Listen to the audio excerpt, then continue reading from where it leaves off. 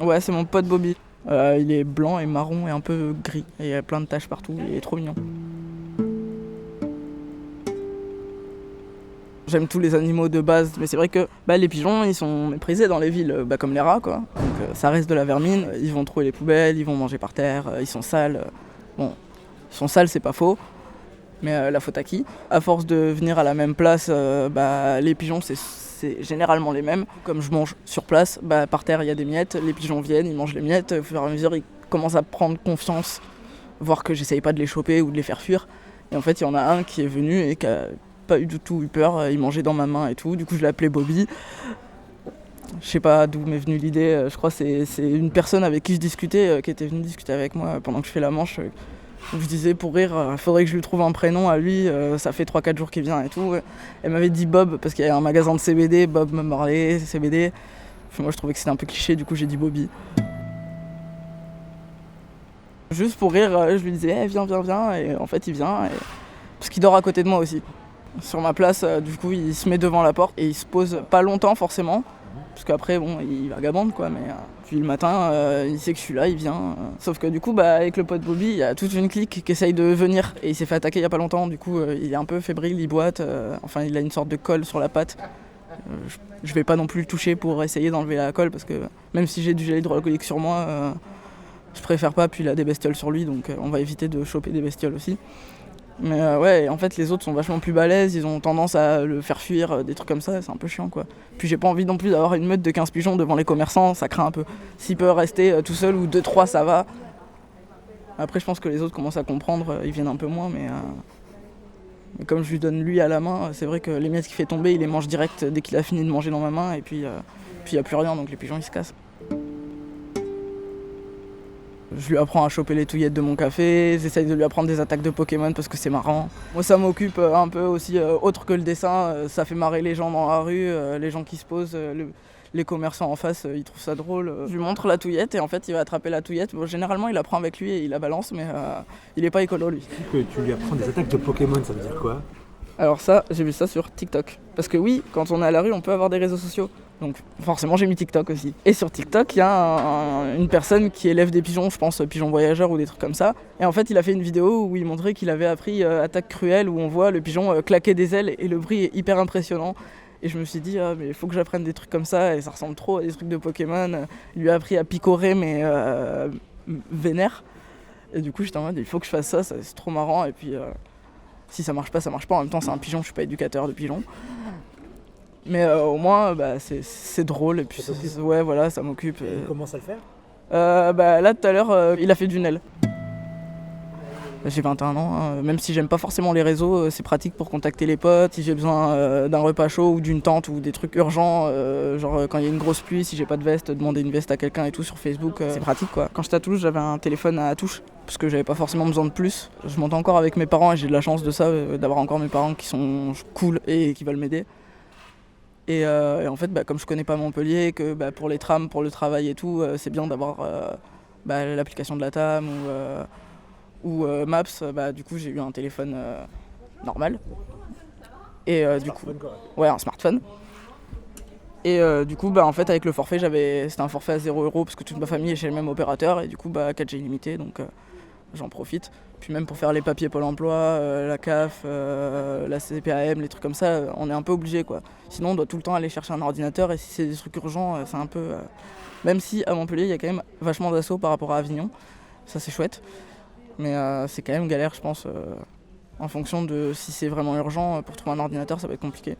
Après, c'est vrai que comme là, c'est l'hiver, j'essaye de dormir chez des potes, plus que dehors, quand j'en ai l'occasion. C'est vrai qu'en ce moment j'ai de la chance parce que du coup je suis hébergé un peu tout le temps à l'ODEV et de temps en temps du coup je réussis à trouver des potes à Montpellier ou des potes de bar que je croise et qui me disent bon vas-y viens. Du coup je suis plus trop à ma tente mais sinon après à la tente j'ai de la chance d'être à un spot où pareil il y a des assos à côté en fait et du coup je peux charger mon téléphone, j'ai un accès aux toilettes, aux douches. J'étais dans une autre rue qui est beaucoup plus passante, beaucoup plus grande et où il y a vraiment tout le temps du monde parce qu'il y a plein de magasins et tout. Et les commerçants ils m'aimaient pas forcément quoi. Ils me disaient bonjour, c'était déjà ça, et, je prenais ça quoi. Mais c'est vrai que là du coup moi j'ai commencé à me mettre à cette place là parce qu'une pote se mettait à cette place là. Quand j'avais encore mon appart, cette pote, on l'hébergeait. Et en fait, quand elle est partie faire sa vie, moi j'ai repris la place. Au départ, on se la partageait à plusieurs. Et vraiment, on était, je crois, à 3 dessus. Donc fallait qu'on se trouve des horaires où des fois on faisait la manche à 2, des trucs comme ça. Mais avant, la rue était blindée. Mais du coup, c'est vrai que maintenant, je suis tout seul à ma place. Et en fait, ça fait 2 ans par intervalle de quand je travaille ou quand je travaille pas. Comme il y a la pluie qui revient un peu quand elle veut. Merci le dérèglement climatique. En fait, je me suis retrouvé. Il y a des jours où il faisait super beau, du coup, je prenais pas mes vestes et tout. Et en fait, je me suis retrouvé sous la pluie, sans veste. Et en fait, le magasin de skate qui est à côté, moi j'étais déjà allé le voir quand j'avais des sous pour acheter des fringues, parce que j'aime bien les fringues de skate, c'est résistant, c'est chaud, c'est bien. Même si c'est cher.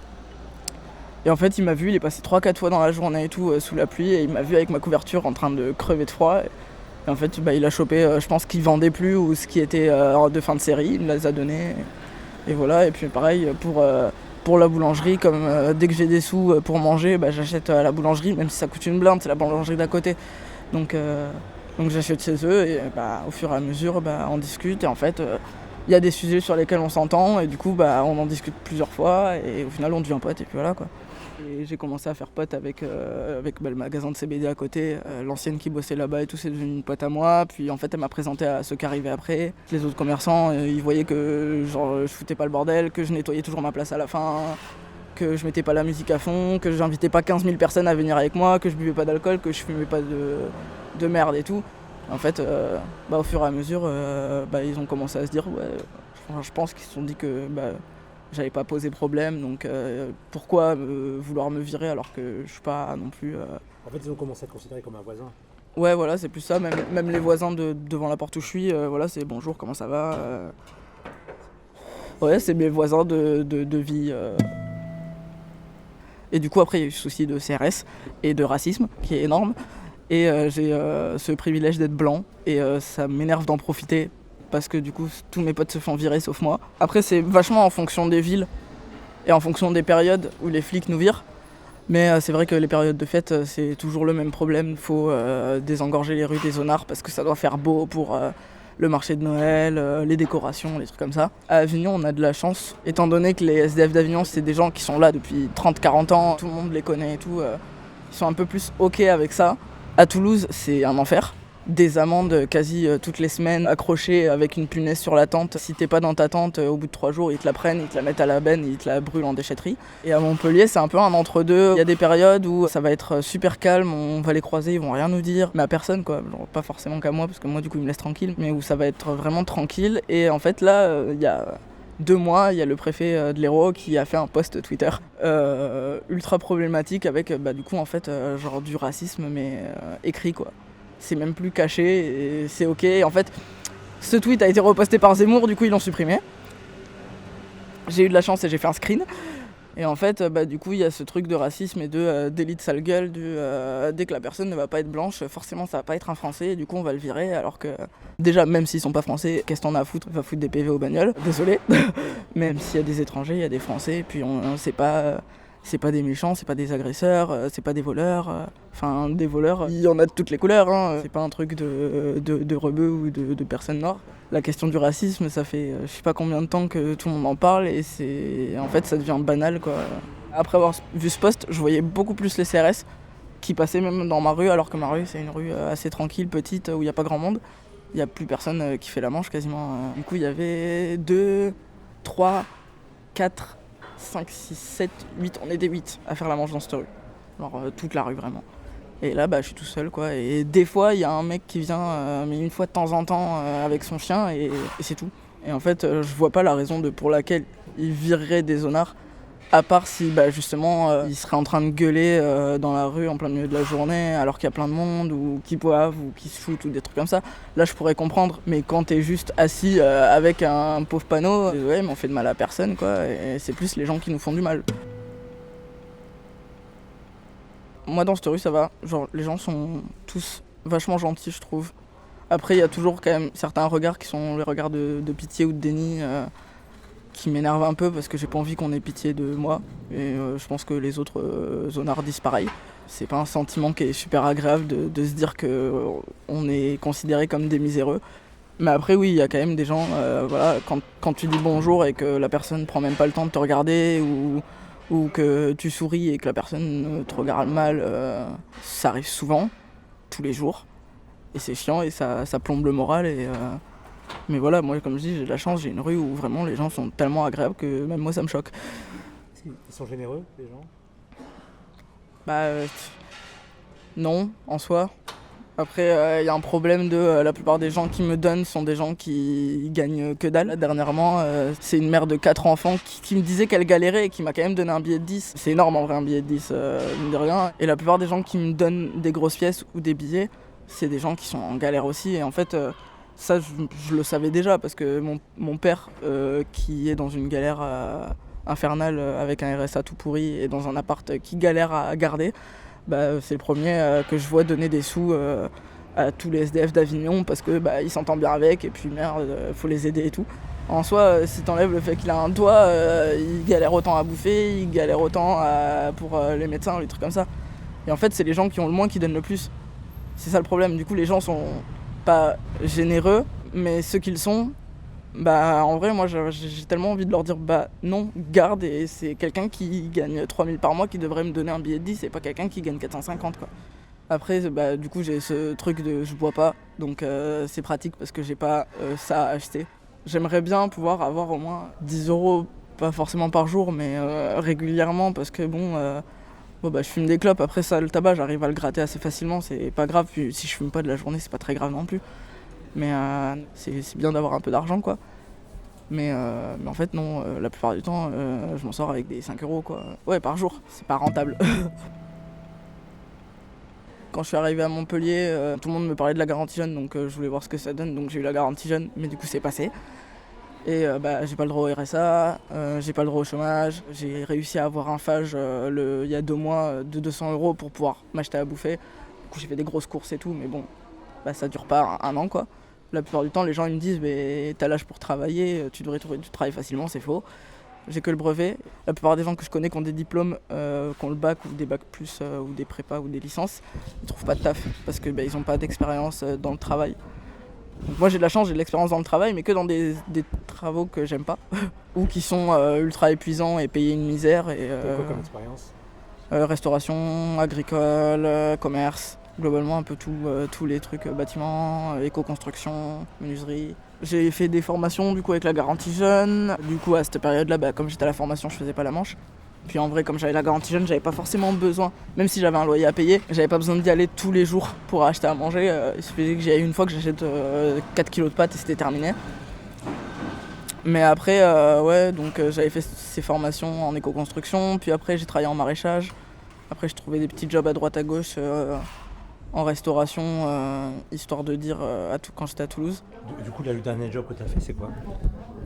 C'était avant l'été, je faisais du maraîchage pendant 4 mois en contrat d'insertion.